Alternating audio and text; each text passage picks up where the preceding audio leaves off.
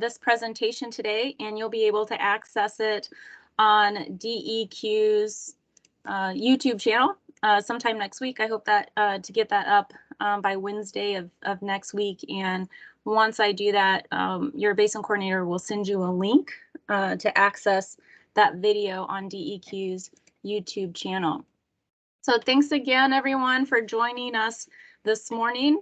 Your Basin coordinators, Priscilla Wolverton, myself, Andrea Motzke, Brian Kretzberg, and Nancy Gramlich, all wanted to connect you with the Clean Water State Revolving Fund program staff.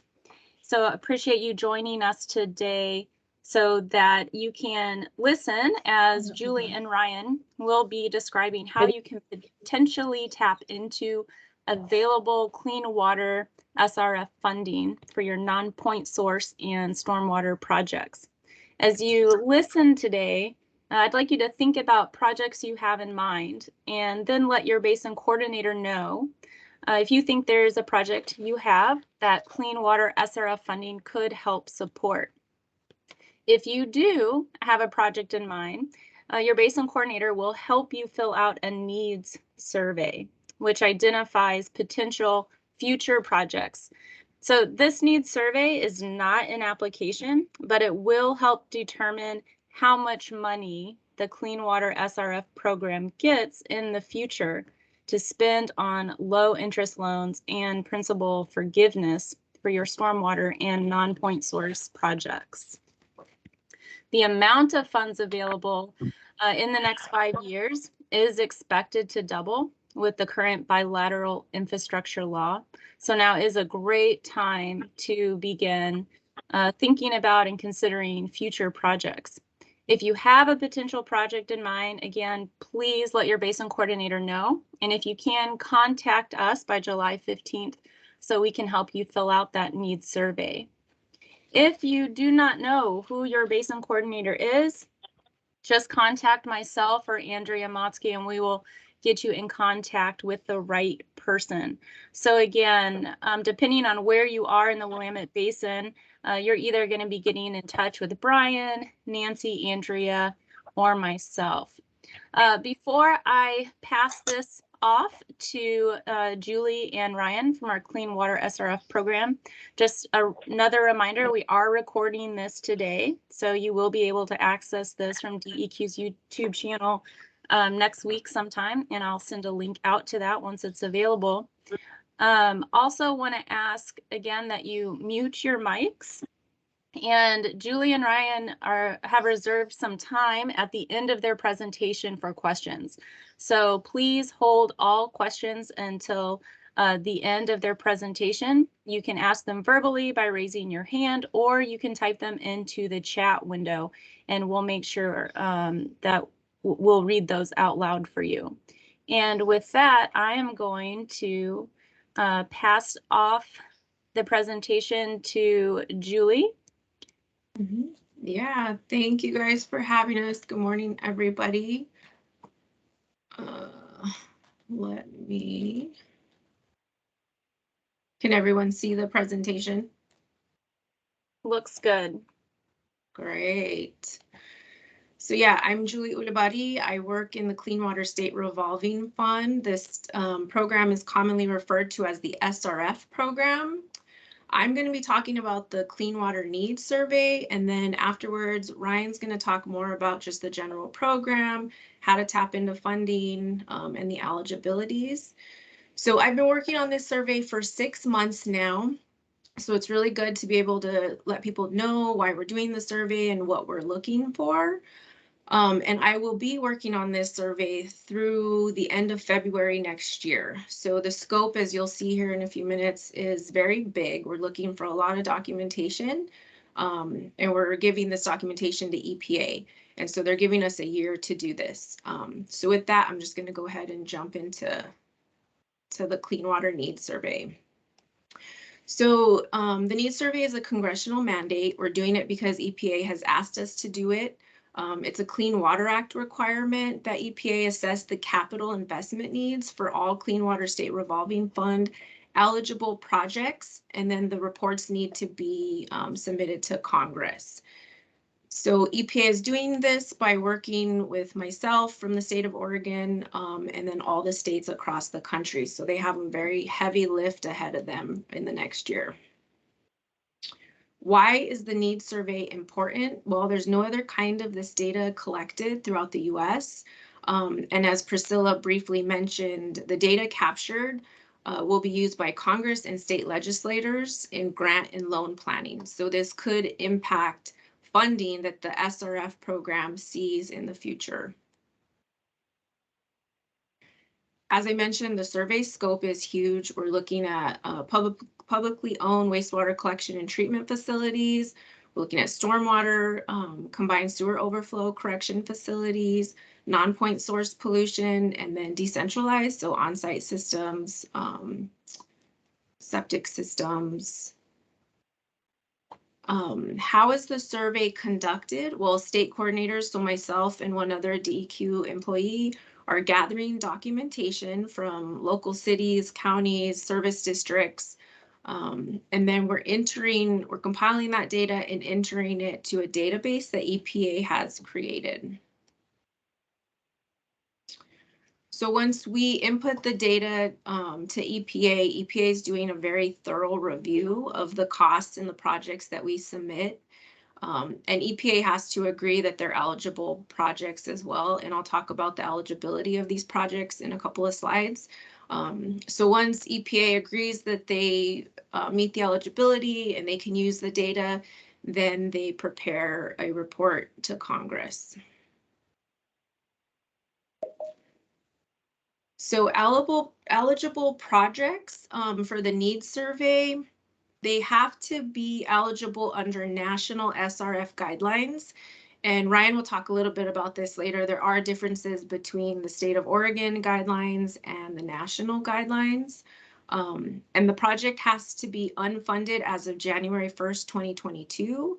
So I've already entered quite a bit of data into DEQ's database, and we are looking at projects that have construction hasn't started as of January 1st, 2022. And we're inputting projects that are projected to occur all the way through 2041. So we want 20 years of planning is preferred. And then just some examples of eligible stormwater and green infrastructure projects. So we've entered projects where a city is going to go in and take stormwater out of the collection system. So those type of projects. Wet ponds, dry ponds, bioretention, rain gardens. I've also entered funding that's going to be needed for to develop a stormwater master plan or a capital improvement plan. And then some non-point source projects that we've entered. I know this is non-point source focused, so I want to give some examples of that. Have been stream stabilization, funding for that, and then also vegetation, stream vegetation, and also tree planting projects. Other examples are projects that have a water quality benefit. So this can be projects that address climate resiliency, water conservation, and projects can be for permitted and unpermitted systems. So the documentation is very specific. EPA has given us a list of documents that they consider approved documents. And so if we don't have that documentation for a project, then unfortunately we cannot use it for the needs survey. And so documents we're looking for are capital improvement plans or master plans, engineering studies, so preliminary design reports, facility plan documents, feasibility studies I have used. And we can use stormwater management plans, but from my experience so far, those plans have not had the costs listed out the way we need and the project description. So if you do have a plan like this and it does have the project and the cost, please reach out to your basin coordinator and give it to them, because then we can upload that information into the needs survey. So again, just an example of the preferred documentation that EPA wants. It would have a description of the project and then the cost of the project. And for some stormwater projects, so bioretention, bioswale, all the ones listed here, EPA has created a tool where I can go into their database and I can estimate the cost if I have this specific information. So the drainage area, the impervious acres, yeah, I would have to have specific information. So if you have a stormwater plan that is going to do one of these projects, like stormwater even conveyance systems, as long as I have specific information, I can estimate the cost of the project and use it for the need survey. So Basin coordinators are supporting our efforts in the needs survey. They'll be reaching out and requesting project and cost documentation. That's also part of the putting on the presentation today. And then they'll be providing any of that information to me. And one other thing I thought about as well, I saw some studies come through from the Southwest today. So Colorado, New Mexico, Arizona, they are submitting data for the needs survey for all the firework that they're doing, and they're using a Forest Service site. And so if counties or cities on the call are going to be doing work because of the fires that Oregon experienced, some of those projects we may be able to put into the needs survey as well. So reach out and let us know. That way we can collaborate and figure out how to get the cost for those type of projects into the survey. And let's see, let me go down to this last slide. So yeah, if you have questions or comments or want to send us your project information, you can reach out to your Basin coordinator, or you can go to the cwn.survey@deq.oregon.gov and you can send questions to that email as well. Or you can reach out to myself. My email is here too. But with that, I'm going to hand it over to Ryan, and then we'll take questions at the end. Great. Thanks, Julie. I see that there was one request for slides in the chat. Priscilla, I try to place my slides in the chat, but I don't think I have the permission to. I'm happy for folks to have those if you want to send those out. And I'm sure Julie would feel similarly. Okay, so thanks for having me. I am a program analyst at the headquarters for the Clean Water State Revolving Fund. And it's a great opportunity here for me to present a little bit about the program and how we might be able to help finance projects in your area. So let's see, let me share screen here.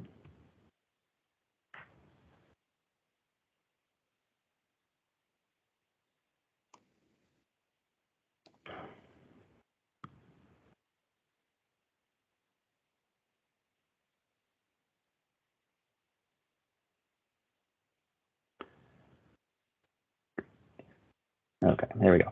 All right, great. So what I thought I would do is I'm going to talk just a little bit about what the Clean Water State Revolving Fund is, and then really dig into some of the borrower and project eligibilities, which of course are keys to understanding whether or not your project might be eligible for our funding. And then a couple examples of non-point source projects, and then I'll wrap it up with how to get some more information, especially if you want to discuss any project ideas with our staff. And what I'm hoping is that you'll kind of, at the end of this, short presentation, you'll have a good understanding of some of the key eligibilities and some of the benefits of financing through our program. And then finally, of course, how to get some more information. Okay, so just a really big overview here about what the fund is. So the purpose of the fund, is to help communities improve environmental and public health by preventing and mitigating water pollution. And this program was set up by the Clean Water Act. It's been around for about 35 years. And over those 35 years, we've done about $1.4 billion in financing for communities across Oregon. And we do that primarily through providing low interest planning, design, and construction loans for both point source pollution, non-point source pollution, as well as estuary management. So here are some of the locations of projects that we have funded, and you can sort of see is throughout all of Oregon. Each year, we have about $200 million available to lend. Over about the last 5 years, however, we've been averaging between about $60 to $100 million in new loan agreements, which, as you can probably tell, we have some excess lending capacity, and that number is set to increase with the additional funds that we're expecting with the Infrastructure Investment and Jobs Act that was passed by Congress last year. So this coming year, if we compare last year's funding compared to this year's funding, last year we received about $22 million, and this year we're expecting about $34 million. And those numbers are set to increase over the next 5 years, obviously depending on congressional appropriation. And some of the primary benefits is, as I mentioned, below market interest rates. Our lowest loan right now, which is planning loans, are at 0.6%. The highest loan that we offer right now is at 2.31%. And these vary by loan type and repayment term and borrower. But just to give you a sense, if you're going to do a 30-year design and construction loan currently, and this project would be located in a small community that has below statewide median household income, our current interest rate is 0.96%. So, that's quite low compared to what, for instance, you would get on the municipal bond market or definitely through any commercial bank. There is principal forgiveness, which is up to $500,000 or half of the loan amount, whichever is less. This amount is also set to increase with the IIJA, or also known as the Bipartisan Infrastructure Law. So we are beginning a new rules-making process starting this summer, and by this winter, we're expecting to change the amount that we're going to be able to offer in principal forgiveness, and on a per loan basis, this number is set to increase. I'm going to talk a little bit more about eligibilities in a second, but then the last, kind of clear benefits on our end is that we have extended loan term payments. So these can be up to 30 years or the expected useful life of the loan. And maybe the last thing I would just mention here is for each project from kind of pre-application stage to final closeout, we assign a project officer or a regional staff member to work with the applicant and borrower. So they really kind of help you through the entire process. And so that kind of support can also be quite helpful to navigating our loan program. Just a little bit more about principal forgiveness. There's 4 main criteria that we use. The first is that the borrower or the community that loan will serve is on the Business Oregon's distressed areas indices. Currently, there's 17 counties in Oregon that are identified as distressed according to Business Oregon. And if you're interested in if your county is, this is up on Business Oregon's website. In addition to these 17 counties, there's another approximately 100 cities and towns which are in non-distressed counties, but those cities and towns are themselves considered economically distressed, that also would qualify for principal forgiveness under the affordability criteria. There's 3 other ways also, though. On a per case basis, you can demonstrate that the project or the project loan would cause an individual ratepayer hardship, or also if their area in which this project will be implemented has experienced negative population trends over the preceding years. And then the last way that a loan can qualify for principal forgiveness is if it addresses water efficiency goals, energy efficiency goals, encourages sustainable project planning and design and construction, or mitigates stormwater runoff. So any stormwater runoff project itself qualifies no matter where it's located in the state. I should just mention quickly that all 4 of these criteria apply to design and construction loans, but only the 4th criteria applies to solely planning loans, right? So if you're taking a planning loan, generally speaking, those won't qualify for principal forgiveness. But if it meets any of the criteria listed under number 4, it would. Okay, I just want to highlight a couple options here that I think might be interesting to some folks in particular. Just want to mention that any of our loan options can be used for non-point source or point source or stormwater projects. But these 2 might be of interest to this group, I think, in particular, because I understand that at least some of the folks on the call don't work or don't represent a public agency. More on that in a second. But the local community loan is a loan to public agency to set up their own loan program or financing program. And the real benefit here is because the CWSRF can only lend directly to public agencies, this allows the public agency itself to essentially become a pass-through to lend to landowners or homeowners or not-for-profit to implement a non-point source water pollution or estuary management project. And so when we have a number of examples around the state. The second option here is a sponsorship option.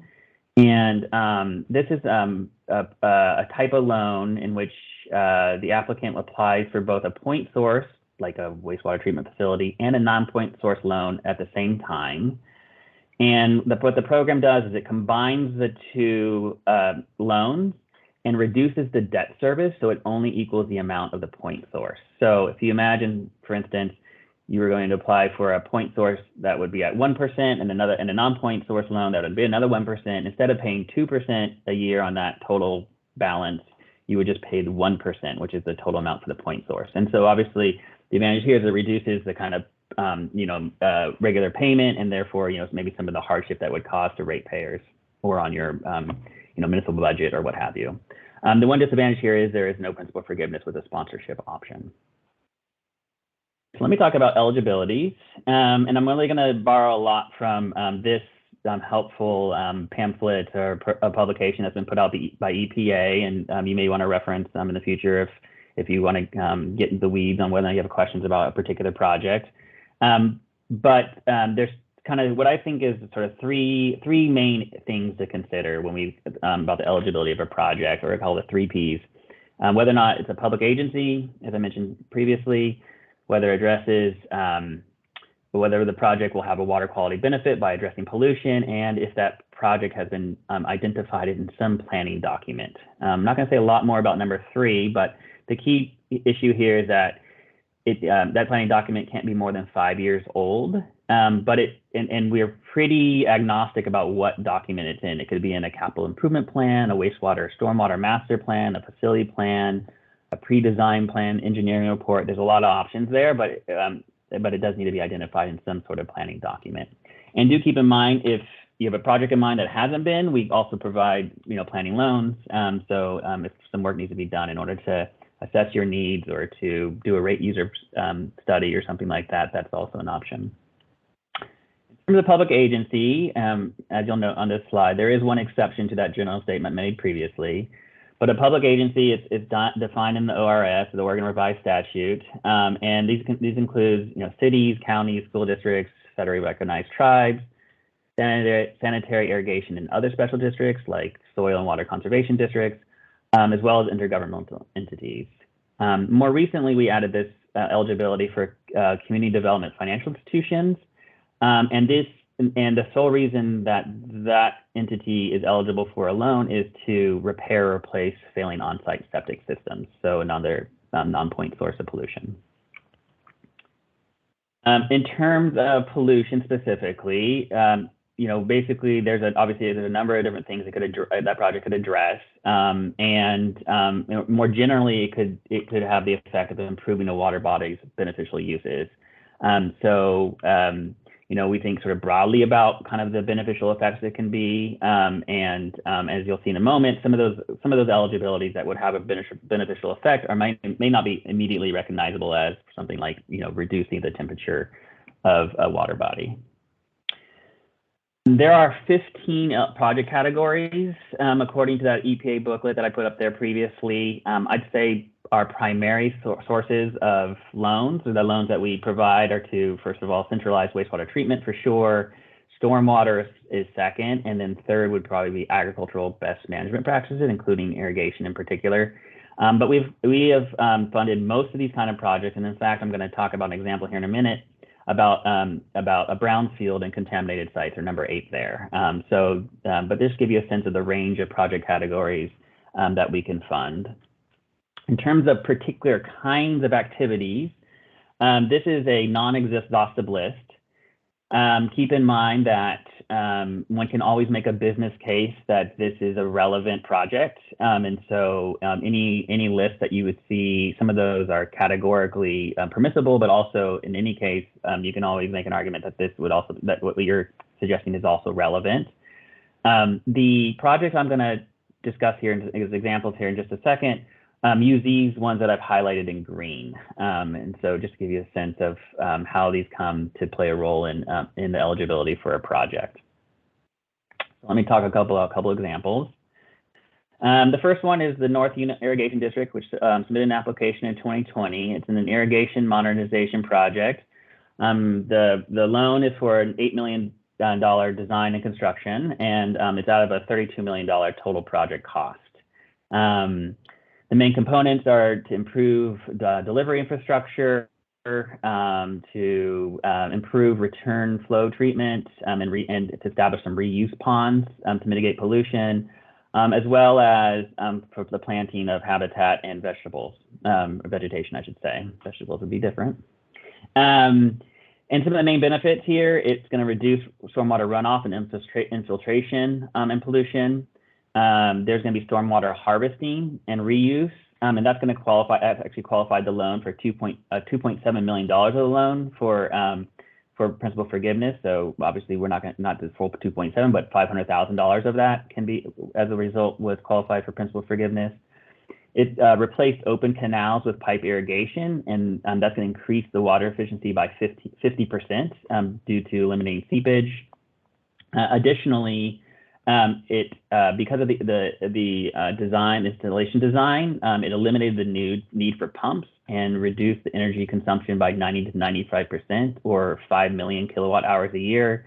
And more generally, the water efficiency and the improved pollution control is going to improve aquatic habitat for species in the region. So that's an example of an irrigation project we funded recently, or are funding currently, I should say. Another one is example of Coos Bay. I highlight this one because it is a sponsorship option, and so this was a brownfield remediation and land revitalization and green street project that was combined with a wastewater treatment project upgrade.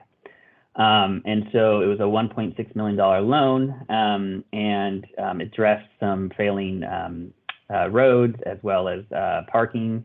And then there was a brownfield that needed remediation as well.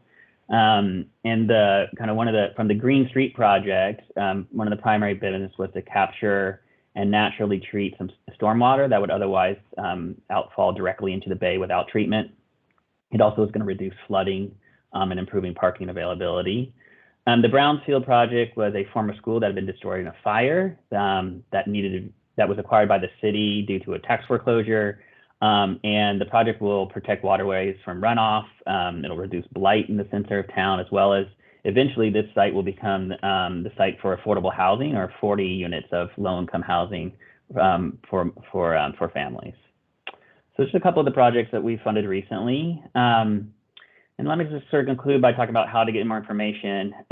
First, our website. I didn't actually provide the URL because it's one of those ones that has State of Oregon and several other things after it. But if you just search Oregon CWSRF or Clean Water State Revolving Fund, you'll find our site, and it'll have information about the loan application process and deadlines and requirements, as well as general guidance. And the other thing I would just highlight here is on our website, there's the loan information request form, and this is a way that that potential applicants can submit some general information about the project they're considering. That form then actually comes to me. And then I set up a meeting between you or somebody from your agency and our staff, both program staff, as well as our finance folks. And it's an opportunity for us to really kind of for you to ask questions about the program, us to provide further information about eligibility or application process and other things.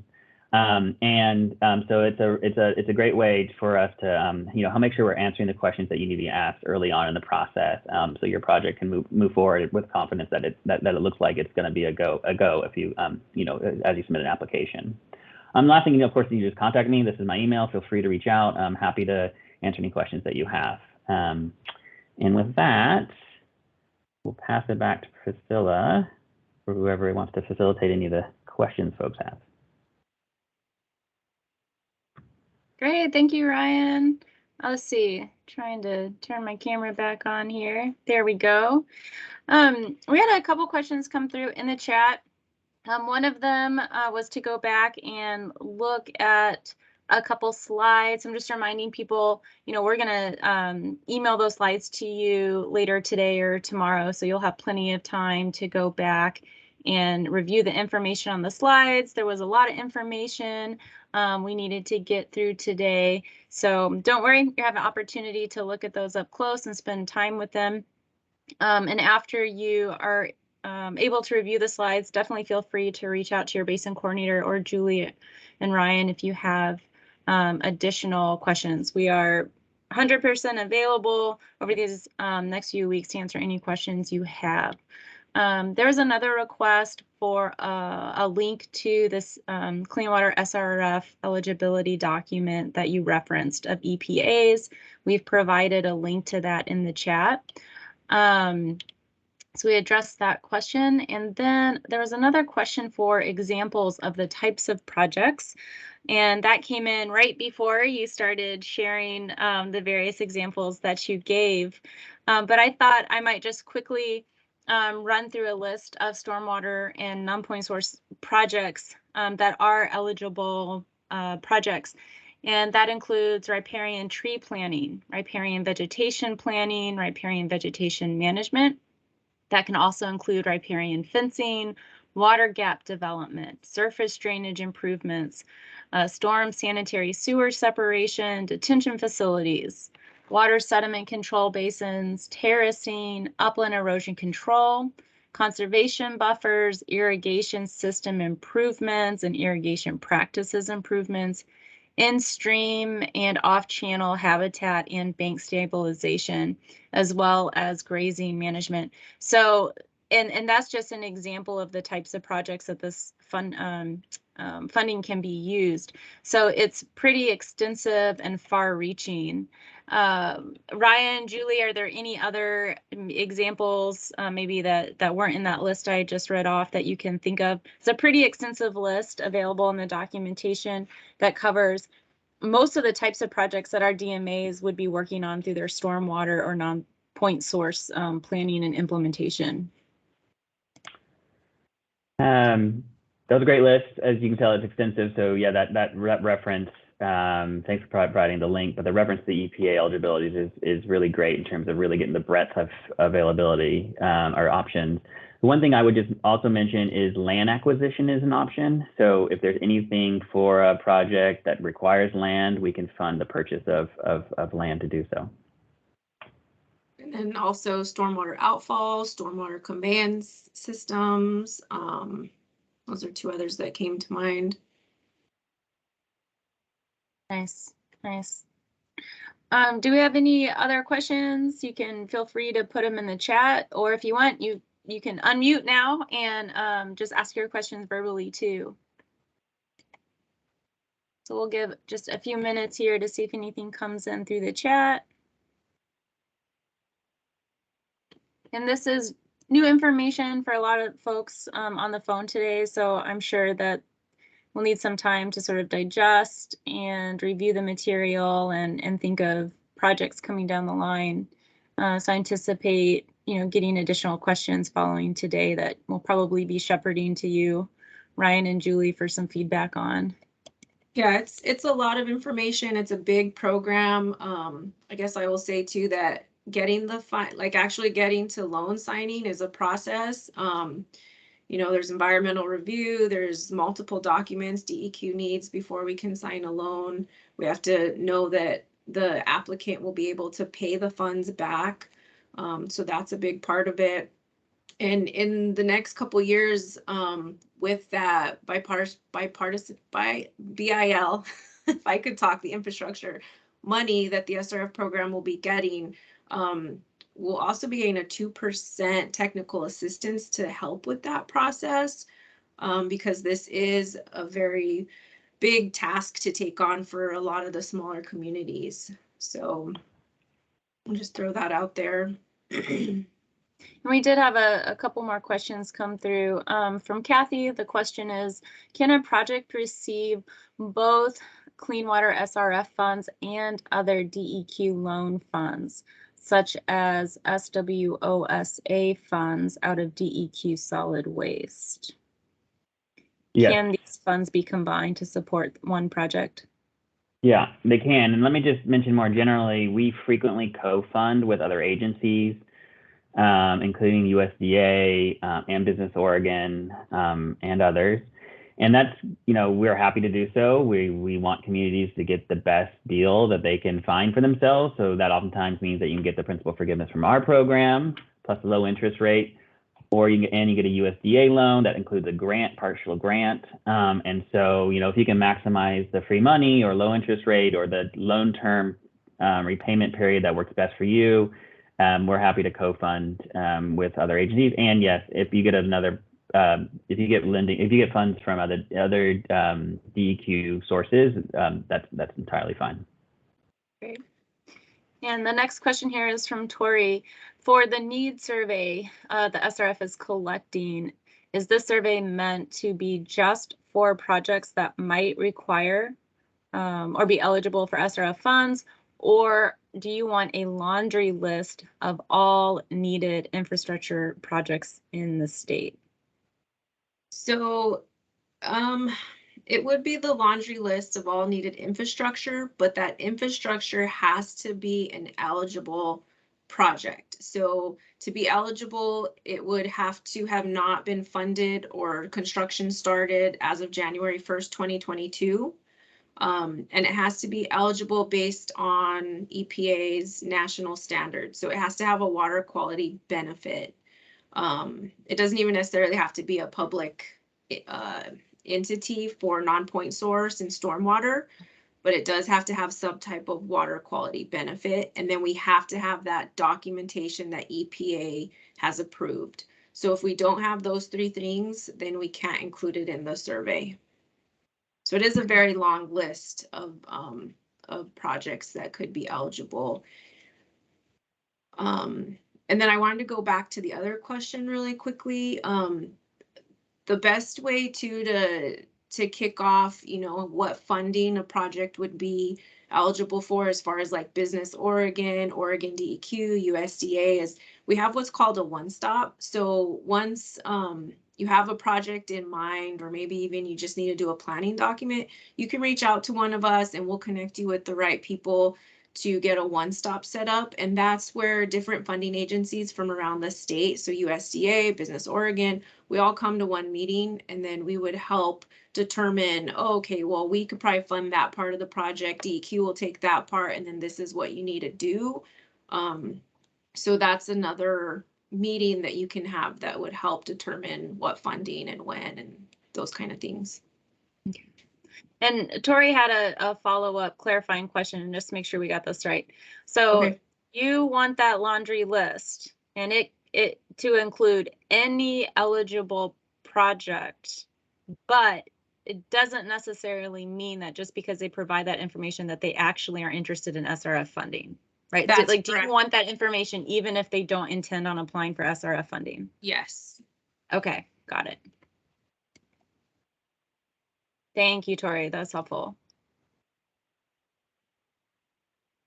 So we'll just wait a couple more minutes here, see if we have any more questions coming in through the chat.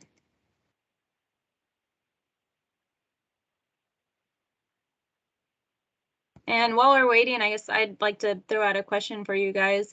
In addition to the examples that you've shared, does your program typically get a lot of requests for non-point source funding, or has it been primarily focused on point source? Great question. Yeah, so about 90% of our funding goes to wastewater treatment projects, either collection or treatment. And there's a couple obvious reasons for that.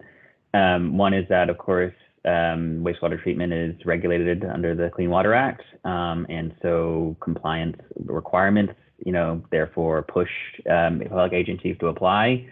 And secondly, there's a long history even that predates our funding program to fund wastewater treatment projects, and so those projects came into existence largely in the many of them came into existence in the early 20th century, and so are being replaced as well. And so that kind of timeline of needing replacement plus the regulatory requirements has generated, as well as a dedicated revenue source, usually with terms of user rates.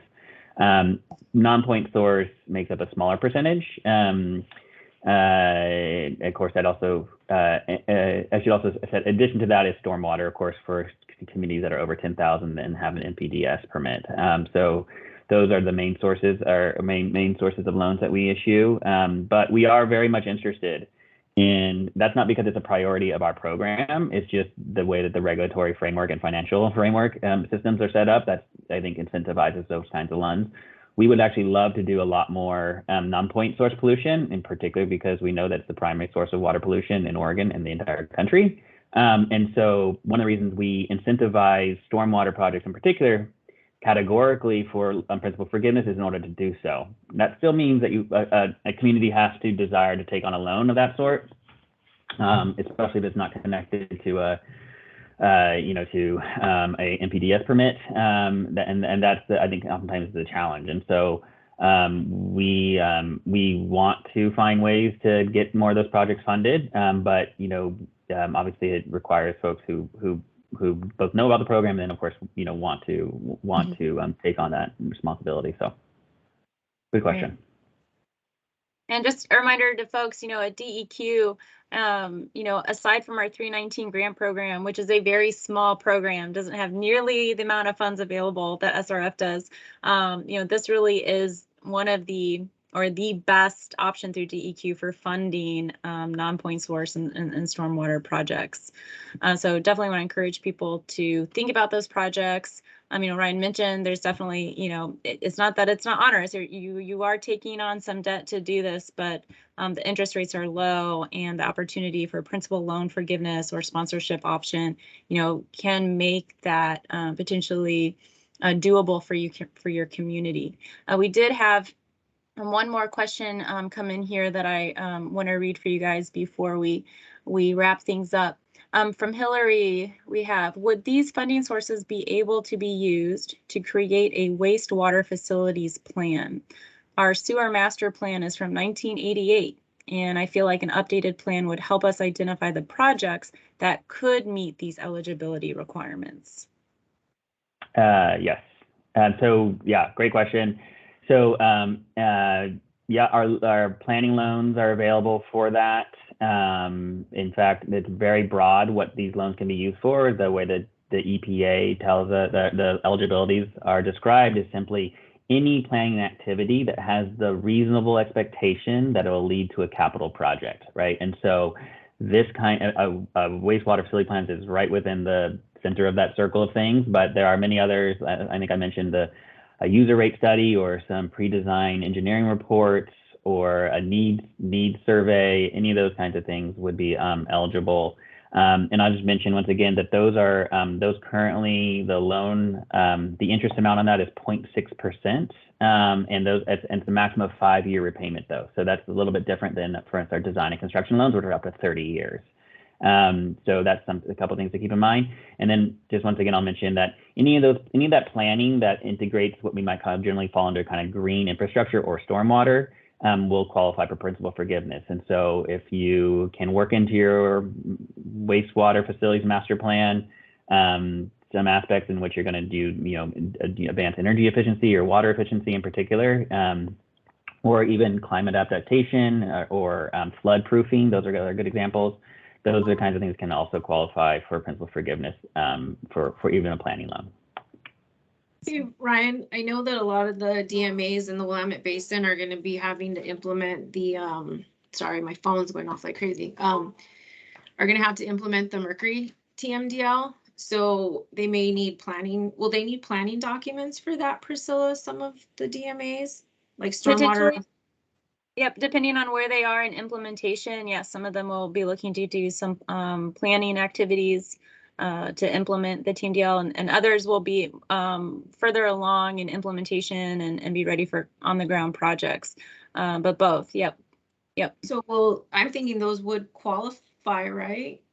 Definitely. Brian knows better, that's why I refer to him. Yeah, no, yeah, absolutely. And I just want to mention that those planning loans, which include so any need to scope requirements or subject entities or whatever to the mercury TMDL, Those would all count. This can include like community outreach or meetings of various sorts that need to be held in order to figure out, gather input or discuss issues with even private entities. All those kinds of activities would be covered, an eligible activity, I should say, under a planning loan.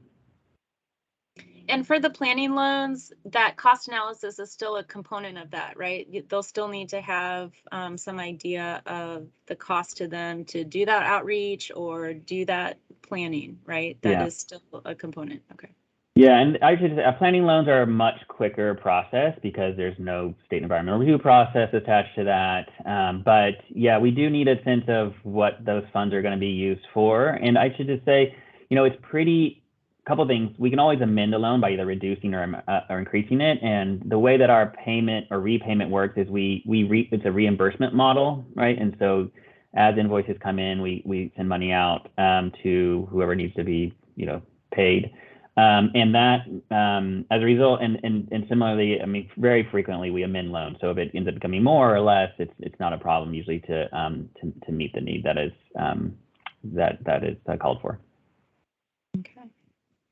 Well, thank you, Julie and Ryan. Really appreciate you joining us today and sharing this information with our stakeholders and DMAs and the Willamette Basin. I hope this generates some interest and we hear from them with some project ideas that we can shepherd to your program.